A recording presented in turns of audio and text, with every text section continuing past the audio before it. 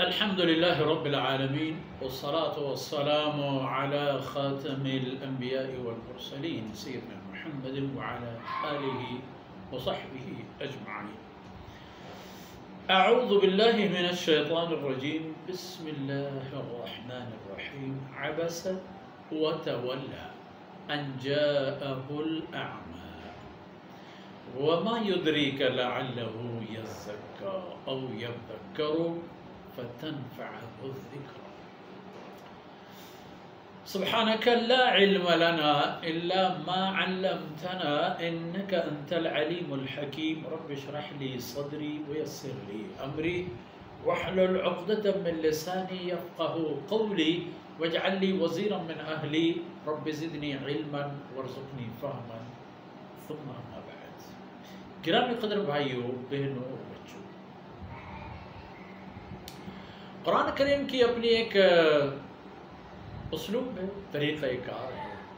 اللہ رب العزت کی حکمت، اللہ رب العزت کی خیر خواہی، بندوں سے محبت، یہ تمام باتیں قرآن ہی سے ہمیں مل چکی ہیں.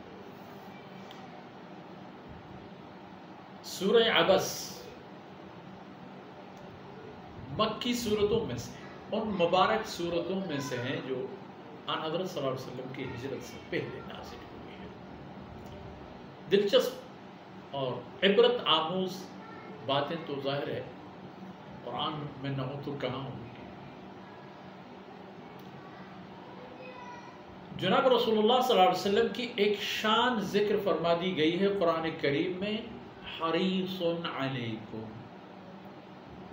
یہ رسول اپنی امت کے ایمان سے متعلق بہت حریص ہے، حد سے زیادہ حریص ہے،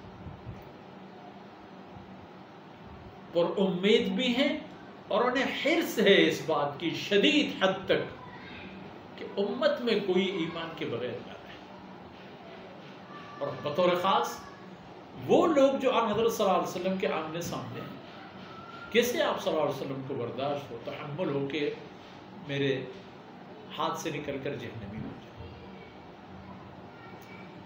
قرآن کی دعوت سب سے پہلے اللہ نے قریش پر نازل فرمائی. کیا خوبی تھی قریش میں؟ کچھ بھی خوبی نہ ہو. قریش کے لیے اس سے بڑھ کر اور کیا نعمت ہو کہ جناب محمد رسول اللہ صلی اللہ علیہ وسلم اسی قوم سے ہے. اور یہ قوم سیدنا ابراہیم علیہ السلام کی نسل سے ابراہیمی بھی ہے. جب آپ صلی اللہ علیہ وسلم کی دعوت پھیل رہی تھی اور شدید مزاحمت ہو رہی تھی صنادید قریش کے ذریعے سے، مکہ مکرمہ کے تھرڈ کلاس کے لوگ، مڈل کلاس کے لوگ، بڑے تو اس سے کوئی سروکار نہیں تھا. وہ صرف یہ جانتے تھے کہ شرافت محمد رسول اللہ صلی اللہ علیہ وسلم سے زیادہ کسی کو ملی نہیں ہے. وہ بھی تو آپ صلی اللہ علیہ وسلم کے دل و جان سے مداح تھے. اس لیے ان میں سے ایسے لوگ بھی آ کر مسلمان ہوئے کہ جنہوں نے اسلام کے لیے جان دینے کو ایک معمولی سی بات سمجھی. اور آپ صلی اللہ علیہ وسلم کی خواہش یہی تھی کہ کفار قریش اور ان کے بڑے لوگ جب اسلام لائیں گے تو اللہ رب العزت امت کو زیادہ طاقت عنایت فرما دیں گے اور اسلام کی اشاعت، مکہ مکرمہ میں اسلام کی حاکمیت، اسلام کے عقیدہ اور اعمال کی گرفت مضبوط ہوگی.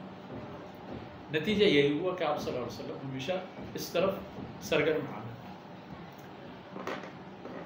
اپنے مکہ کی باسیوں میں سے، قریش میں سے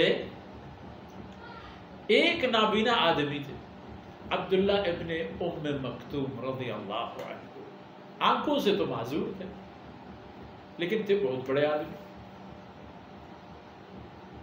اور ان کے بڑے پن کا اندازہ اس سے بڑھ کر کیا ہو کہ قرآن کریم اللہ رب العزت ان سے متعلق اپنے رسول کو ایک ایسے جملہ سے خطاب فرما رہے ہیں جو بظاہر ایک قسم کی تنبیہی جملہ ہے، لیکن اللہ کی شان اور رسول اللہ صلی اللہ علیہ وسلم کی حیثیت اللہ جانے اور اس کے رسول کی حیثیت جانے، ہم صرف اس حد تک کہہ سکیں گے۔ اب بات یہ تھی کہ قریشیوں کے صنادید اور ان کے بڑے لوگوں کا ایک وفد آن حضرت صلی اللہ علیہ وسلم کی خدمت اقدس میں بیٹھے ہوئے تھے، اور آپ صلی اللہ علیہ وسلم ان سے فرما رہے تھے دین اسلام کے متعلق، توحید اور رسالت اور اپنے مشن سے متعلق ان کو بریف کر رہے تھے۔ ان کے اصلاح احوال کے حوالے پر آپ صلی اللہ علیہ وسلم کے حریصانہ اور خیر خواہانہ اور نذیرانہ جتنے بھی حیثیتیں سب آخری مرحلے تک آپ صلی اللہ علیہ وسلم ان کے ساتھ لگے ہوئے۔ اسی موقع پر عبداللہ ابن ام مکتوم تشریف لائے۔ ابو نابینا آدمی، اس کو یہ اندازہ نہیں تھا کہ کون بیٹا ہے کون بیٹا نہیں، آتے ہی چیخنے لگے، آواز دینے لگے کہ محمد مجھے دین سکھا۔ آپ صلی اللہ علیہ وسلم چونکہ ان لوگوں کی طرف متوجہ تھے، اور آپ صلی اللہ علیہ وسلم کو یہ حرص اور خواہش تھی کہ اگر وہ لوگ اللہ کے مہربانی سے ہدایت یافتہ ہو جائیں اور اسلام قبول کر لیں تو ان کی بھی جان بچ جائے گی۔ اسے عبداللہ بن مکتوم تو مسلمان ہے، تو آپ صلی اللہ علیہ وسلم نے توجہ نہیں دی۔ انہوں نے جب اپنی طلب دوبارہ پیش کی تو آپ صلی اللہ علیہ وسلم کو بات کچھ ناگوار سی گزری کہ یہاں تو اور لوگ بیٹھے ہوئے ہیں اور ان سے میری بات چل رہی ہے، اور ان تک بات کامل ہو تب میں ان کو جواب دے دوں۔ لیکن اللہ رب العزت کو یہ بات پسند نہیں آئی، اور اللہ رب العزت نے آیت نازل فرما دی، عبس وتولى۔ آن حضرت صلی اللہ علیہ وسلم کے پاس جب یہ آدمی آئے، حالانکہ اس اللہ والے کی کا ذکر خیر دوسرے آیت میں ان جاءہ الاعمى، آپ صلی اللہ علیہ وسلم نے اپنے ناپسندیدگی اور روگردانی کا مظاہرہ فرمایا، ان جاءہ الاعمى، اس وقت جب ان کے پاس یہ آنکھوں سے معذور حضرت تشریف لائے، آپ صلی اللہ علیہ وسلم کی حاضر خدمت ہوئی۔ اس موقع پر آن حضرت صلی اللہ علیہ وسلم نے اظہار ناگواری فرمایا۔ اللہ فرماتے ہیں وما یدریک یا رسول اللہ، تمہیں کیا پتا، لعلہ یزکا، ہو سکتا ہے کہ یہ آدمی آپ کی باتیں سن کر پاک اور پاکیزہ ہو جائے، او یذکا فتنفعہ الذکر، یا کہ یہ نصیحت حاصل کر لے اور نصائح سے اس کو فائدہ ملے۔ تمہیں تو علم نہیں ہے کہ کون آپ کے اس ابر رحمت سے مستفید ہوتا ہے اور اس نعمت عظمیٰ سے کون محروم ہوتا ہے، آپ تو جانتے نہیں ہیں۔ جب جانتے نہیں ہیں تو آپ کو ایسا نہیں کرنا چاہیے تھا، کیونکہ جو لوگ آپ کے پاس بیٹھے ہوئے تھے، اللہ رب العزت کے پاس، اللہ رب العزت کے بارگاہ اور درگاہ میں ان کی اتنی ویلیو نہیں ہے۔ آپ کے حرص و رحمت للعالمین ہونے کے ناطے وہ تو ہے ہی، اور آپ صلی اللہ علیہ وسلم رحمت للعالمین ہیں جب، تو کس طرح آپ صلی اللہ علیہ وسلم کو یہ بات خوشگوار گزرے گی کہ آپ کی موجودگی میں آپ کی قوم اور آپ کے شہر کے لوگ، آپ کی برادری کے لوگ جہنمی بن جائیں، جبکہ اللہ نے یہیں پر یہ ابر رحمت نازل فرما دی ہے۔ تو خیر، آن حضرت صلی اللہ علیہ وسلم کو اس بات پر اور اس معاملے پر ایک قسم کی خدائی شان کے مطابق اور آن حضرت صلی اللہ علیہ وسلم کی حیثیت سے متعلق اور مطابق اللہ رب العزت کی طرف سے یہ باتیں بطور خطاب کی گئی۔ انشاءاللہ العزیز اگلے نشست میں ان باتوں کو مزید آگے لے جائیں گے۔ اللہ رب العزت کی بارگاہ سے یہی دعا اور عرض کریں گے کہ قرآن کریم کے اس نور سے اللہ رب العزت ہمارے گھروں کو منور فرمائے، ہمارے ماحول کو منور فرمائے، اور ان چند ٹوٹی پھوٹی باتوں کو پروردگار ذوالجلال ہماری دنیا اور آخرت کی اساس اور سرمایہ بنا دے۔